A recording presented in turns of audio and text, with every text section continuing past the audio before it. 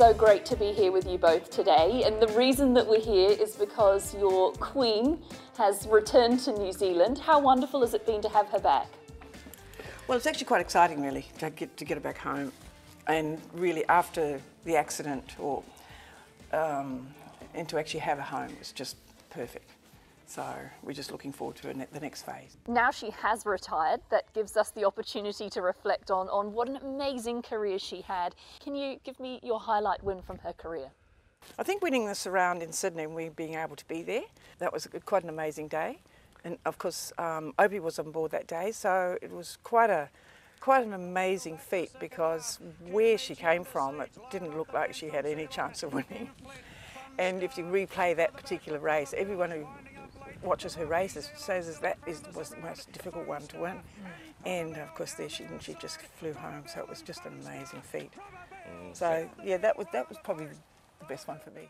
And that was the last time you actually saw her race, is that right? Yes, it's the last time we saw a race, and obviously the other three Group 1s were on the TV. On the couch? I think it probably, in some ways, probably more people got involved because everybody was in the same lockdown situation.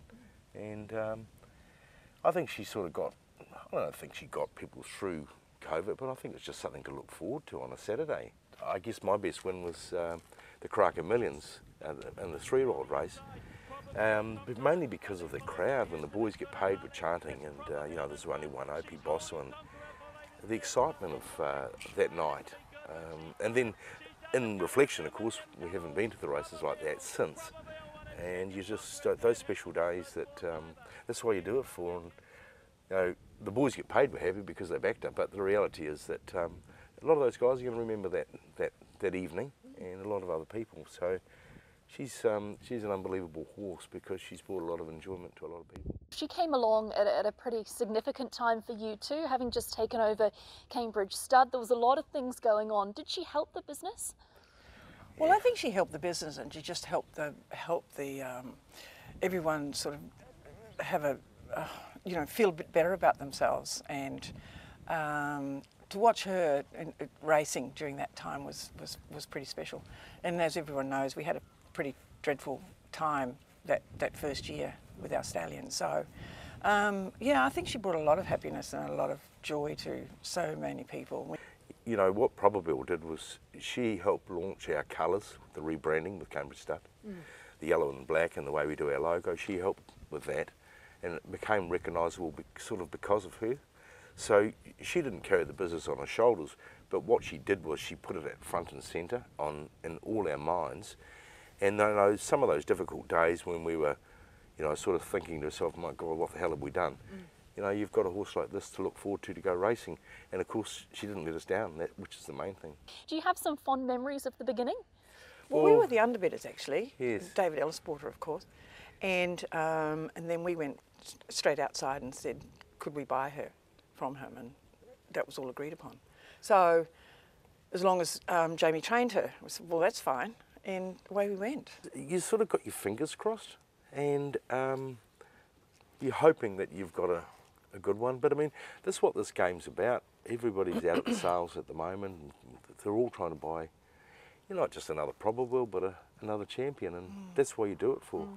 You know, we'll breed her, obviously, and you know, we won't sell any of her progeny. Okay. She'll remain in the family, and hopefully she'll leave a nice type, and we can get them to the races. And when I say in the family, I'm talking about our extended family, but also our Cambridge Stud family. She's here in real life now. That must be so nice to be able to pop out when you feel like it and actually see her. Oh, most definitely. And it's just such a neat thing to be able to just come out to the farm. And that was the reason we, you know, have the farm, is for, you know, coming out to see the horses like her. And, you know, when the other horses come up from the farm, up from the Cambridge farm as well.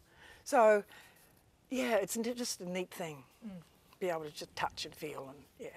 And it really doesn't matter if she's a champion, just all our horses. It's just nice to be part of it, and you know, to enjoy it for what it is. You know. I've seen a number of interviews where people have been trying to glean some information about a potential suitor for her when it becomes mating season. I know there's a long way to go before that decision, but what goes into that? Is that a personal choice for you too?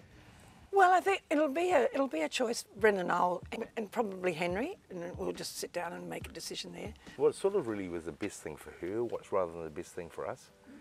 And I think once you make that decision that what's the best thing for Probabeel,